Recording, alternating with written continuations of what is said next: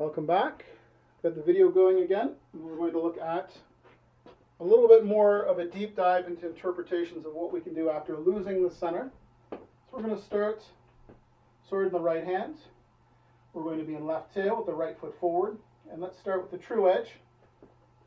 We come up to the true edge, and the implication here is a shorter weapon or just coming in closer. So we've got a engagement perhaps on the middle of the sword, even a strong, because now if he takes my blade or she across the line, I have access underneath to their wrist, possibly even their elbow.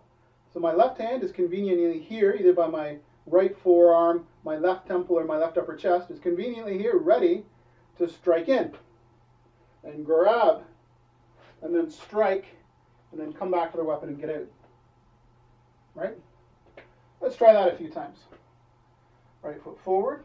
Our defense, they take it offline, we immediately come in and strike and back to their weapon and out.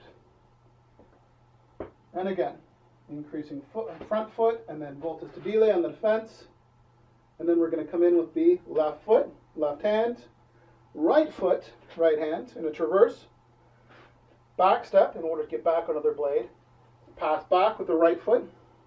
And then step back twice to get at a distance. So it looks like this. Defend. They take the center. In. Strike. Back. Out. Hands high. Out. Hands high. Out. And again. Right foot forward. Defend. Grab.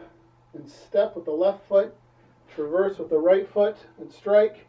Back step with the left foot and collect onto their weapon again. Hands high, out, hands high, out. Do that 5 times. Defend, grab, strike.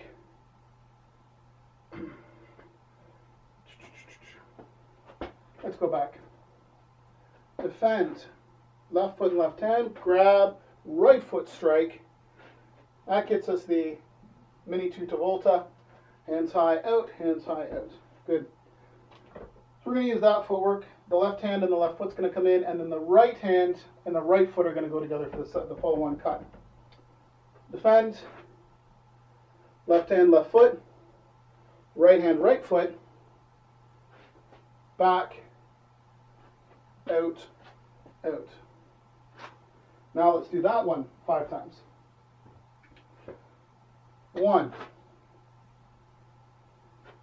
2, grab, 3, 4, up, out, up, out. Important to note that our blade stays on their blade until after we've stepped in with the grab. Like any straddle play, you have to constrain their weapon before you can remove your weapon, right? So we've come under, we've come in, now we can strike because we've constrained their weapon. Right? Now, keep in mind we could attempt to do a disarm from this, but that's not the play we're looking at. The play we're looking at is constraining their weapon for a second, well, for a fraction of a second, striking them, a lethal blow to the side of the neck, upper chest, going back to the weapon, and exiting. It looks like Daniel dropped out. I'm going to assume that he's just going to join back in a second. Let's do this 5 more times. 1, 2, 3, 4, 5, 6. 1, 2, 3, 4, 5, 6.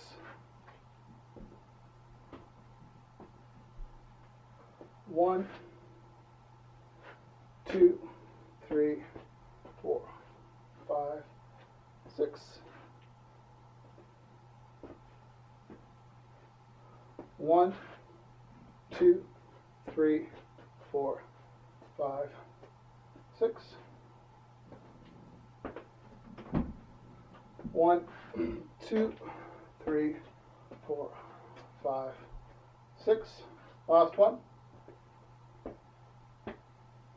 1, 2, 3, 4, 5, 6.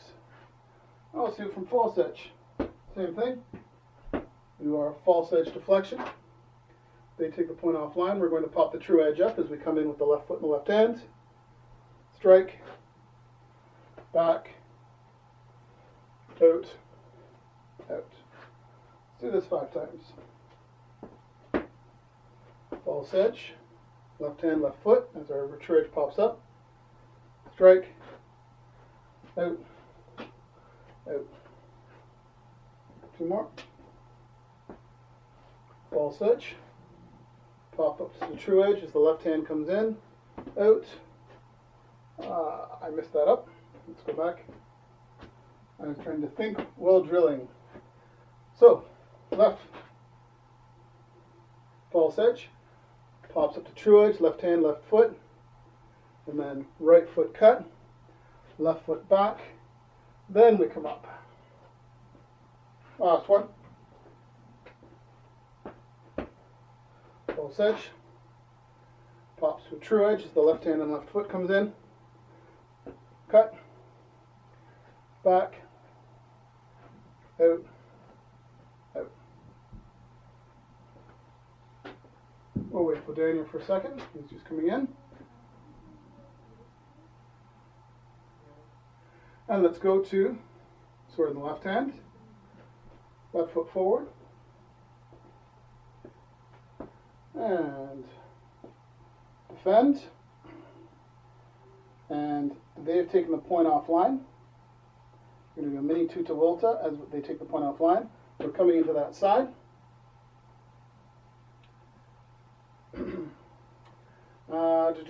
So I haven't explained this side very well. So let me go through it. We come up, true edge, defense. They take the defense aside. Now we're going to take the right hand and we're going to come in with the right foot. That allows us to cut to the other side, then go back to the weapon, and then get out, and then get out. So it's the mirror image of the other side, but of course our brains are not acclimatized to that, which is one of the reasons why I like drilling occasionally with the weapon on the left hand, because it stretches your brain a bit. You've got to think about it a bit more. And for people who are left-handed, this is probably a relief to do a little bit of dominant hand drilling.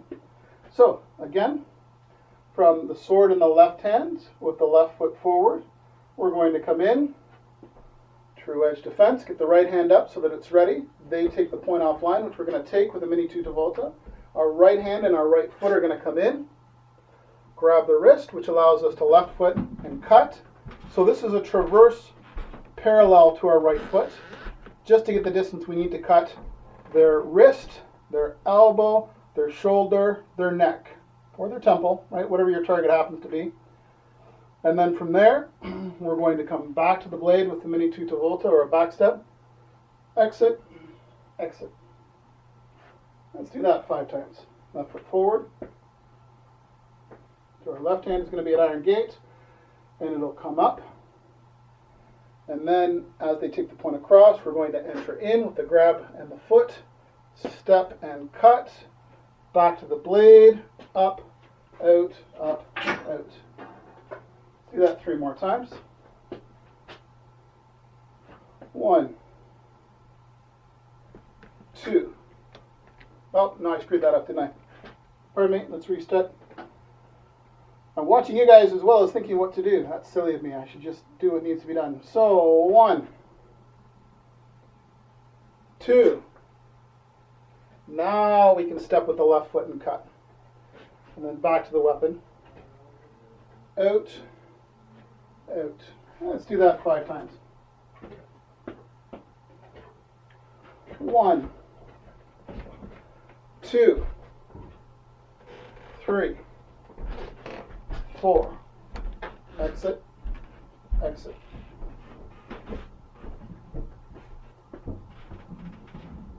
1, 2, 3, 4, 5, 6. 2 more times. 1, 2, 3, 4. Oh, sorry, that's across 4, 5, 6. Last one. 1, 2, 3, 4, 5, 6. Good. Now we'll do the same thing with the false edge. So, false edge. And our right hand has to come up to our left to be ready.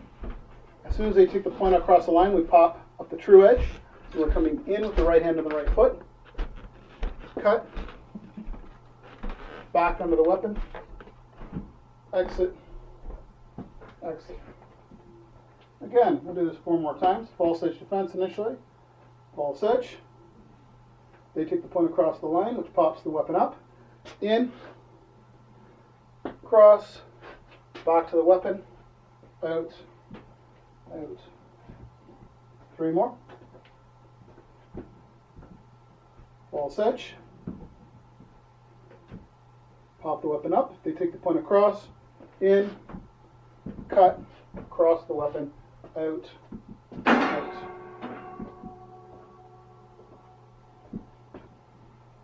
False edge. If they take the weapon over, we can pop the edge up, come over, cut, cross, out, out. Good. Weapon back to the right hand. Just checking the time. Now, we're doing 1 strike and getting out. As I mentioned earlier, you can stay in. I prefer the idea of staying in and having 1 shot for your opponent, collecting onto their weapon, 1 shot for the opponent. That's just me.